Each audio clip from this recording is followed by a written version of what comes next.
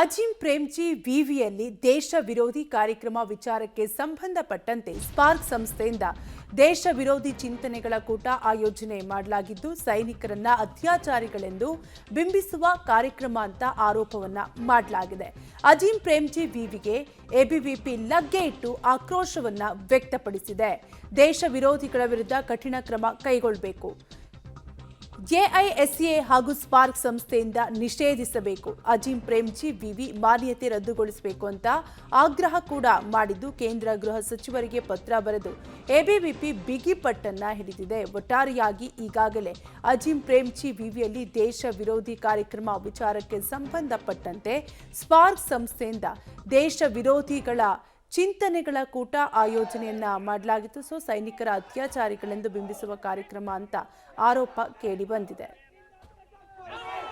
ಖ್ಯಾತ ಉದ್ಯಮಿ ಅಜೀಂ ಪ್ರೇಮ್ಜಿ ಅವರ ಯೂನಿವರ್ಸಿಟಿಯಲ್ಲಿ ಇವತ್ತು ಒಂದು ಎಬಿವಿಪಿ ಕಾರ್ಯಕರ್ತರು ಮತ್ತು ಕಾಲೇಜಿನ ವಿದ್ಯಾರ್ಥಿಗಳು ಮತ್ತು ಇಲ್ಲಿನ ಆಡಳಿತ ಮಂಡಳಿ ಜೊತೆ ಒಂದು ವಾಗ್ವಾದ ನಡೆಯುವಂತದ್ದು. ಇವತ್ತು ನಾನು ನೇರವಾಗಿ ಸರ್ಜಾಪುರ ಬಳಿ ಇರುವಂತಹ ಬಿಕ್ನಳ್ಳಿ ಸಮೀಪದಲ್ಲಿರುವಂತಹ ಕ್ಯಾಂಪಸ್ ಒಳಗಡೆ ಇದ್ದೀನಿ. ನಾನು ನೇರವಾಗಿ ದೃಶ್ಯಾವಳಿ ತೋರಿಸ್ತಾ ಹೋಗ್ತೀನಿ. ಇವತ್ತು ಸಂಜೆ 6:30 ಸಮಯದಲ್ಲಿ ಎಬಿವಿಪಿ ಕಾರ್ಯಕರ್ತರು ನೇರವಾಗಿ ಇಲ್ಲಿಗೆ ಬಂದು ನಾಮಫಲಕಗಳಿಗೆ ಮಸಿ ಬಳಿಯುವಂತ ಘಟನೆ ಮಾಡಿದ್ದಾರೆ. ಜೊತೆಗೆ ಒಂದಷ್ಟು ಆಕ್ರೋಶ ವ್ಯಕ್ತಪಡಿಸಿದ್ರು. ಅಂದ್ರೆ ಸೈನಿಕರ ವಿರುದ್ಧವಾಗಿ ಅವೇಳವಾಗಿ ಒಂದು ಸಂದೇಶವನ್ನ ಕೊಡ್ತಿದ್ದಾರೆ ಅನ್ನೋ ಆರೋಪದ ಅಡಿ ಇವತ್ತು ಏಕಾಏಕಿ ಒಂದು 30 ಜನಕ್ಕೂ ಹೆಚ್ಚು ಕಾರ್ಯಕರ್ತರು ಬಂದು ಇಲ್ಲಿ ಒಂದು ದೊಡ್ಡ ಮಟ್ಟಕ್ಕೆ ಹೋರಾಟವನ್ನ ಮಾಡಿದ್ರು. ಈ ಸಂಬಂಧಪಟ್ಟಂಗೆ ಸ್ಥಳಕ್ಕೆ ಬಂದಂತ ಸರ್ಜಾಪುರ ಪೊಲೀಸರು ಕೂಡಲೇ ಏನು ಪ್ರತಿಭಟನೆ ಮಾಡ್ತಿದ್ರು ಪ್ರತಿಭಟನಾಕಾರರನ್ನ 18ಕ್ಕೂ ಹೆಚ್ಚು ಜನನ್ನ ಈಗಾಗಲೇ ವಶಕ್ಕೆ ತೆಗೆದುಕೊಂಡಿದ್ದಾರೆ ಅಂತೇಳಿ ಗೊತ್ತಾಗ್ತಿರೋದು. ಇಲ್ಲಿಂದ ಅವರನ್ನ ವಶಕ್ಕೆ ಪಡೆದು ಅತ್ತಿಬೆಲೆಗೆ ಕರ್ಕೊಂಡು ಹೋಗ್ತಿದ್ದಾರೆ ಅಂತ ಇದ್ರು.